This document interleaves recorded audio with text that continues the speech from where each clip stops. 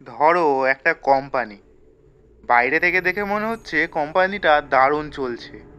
কোটি কোটি টাকার ব্যবসা, বড় বড় বিনিয়োগকারী, আর বাজারে বেশ ভালো নাম। তাই সাধারণ মানুষও সেই কোম্পানির শেয়ার কিনছে। এমনকি এলআইসির মতো বড় বড় প্রতিষ্ঠানও সেখানে বিনিয়োগ করছে। কিন্তু হঠাৎ একদিন সবকিছু বদলে গেল। কারণ তদন্তে উঠে এলো এমন কিছু অভিযোগ যা শুনে বিনিয়োগকারী অবাক হয়ে যান। আজ আমরা সহজ ভাষায় বুঝবো রাজেশ এক্সপোর্টস নিয়ে আসলে কি ঘটেছে এবং কেন এলআইসির নাম নিয়ে এত আলোচনা হচ্ছে। প্রথমেই জেনে নেওয়া যাক রাজেশ এক্সপোর্ট আসলে কি। এটি ভারতের বড় সোনা ও জুয়েলারি ব্যবসার কোম্পানি। অনেক বছর ধরে শেয়ার বাজারে তালিকাভুক্ত। তাই সাধারণ মানুষ থেকে শুরু করে বড় বড় প্রতিষ্ঠান পর্যন্ত অনেকেই কোম্পানিতে বিনিয়োগ করেছে। সব কিছু স্বাভাবিক, ভালোই চলছিল, কিন্তু তারপরেই শুরু হলো বিতর্ক।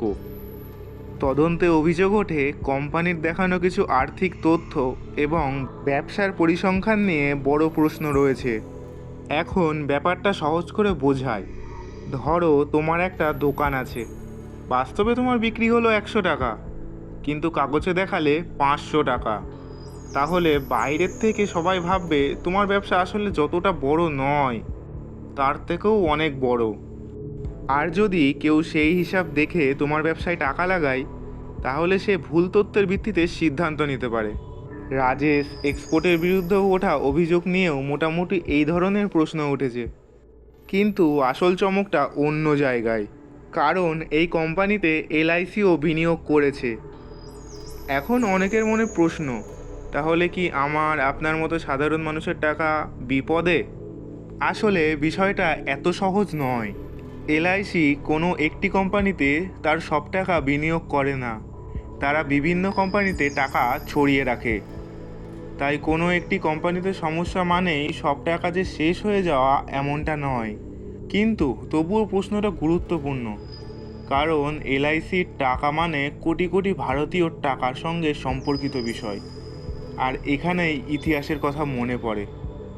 হর্ষদ মেহতা, সত্যম, বিজয় মালিয়া, নীরব মোদি, প্রতিবারই একটা প্রশ্ন সামনে এসেছে, এত বড় সমস্যা আগে ধরা পড়ল না কেন?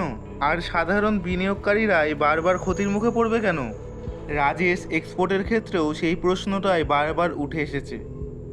তদন্ত এখনও চলছে। কোম্পানির নিজেদের থেকে অভিযোগ অস্বীকার করেছে। তাই চূড়ান্ত সিদ্ধান্তে পৌঁছানোর সময় এখনও আসেনি। কিন্তু এই ঘটনা আমাদের একটা বড় শিক্ষা দেয়। শুধু কোনো কোম্পানি বড় বলেই সেখানে টাকা বিনিয়োগ করা উচিত নয়। বুঝে জেনে তথ্য যাচাই করে সিদ্ধান্ত নেওয়া জরুরি। কারণ শেয়ার বাজারে একটা কথা খুব জনপ্রিয়, নাম দেখে নয়, কাজ দেখে বিনিয়োগ করো। আর এই পুরো ঘটনা আবারও সেই কথাটাই মনে করিয়ে দিল। তোমার কি মনে হয়, এই ধরনের বড় বড় আর্থিক বিতর্ক থেকে আমরা শিক্ষা নিচ্ছি, নাকি বারবার একই ভুল করছি? কমেন্টে অবশ্যই জানিও।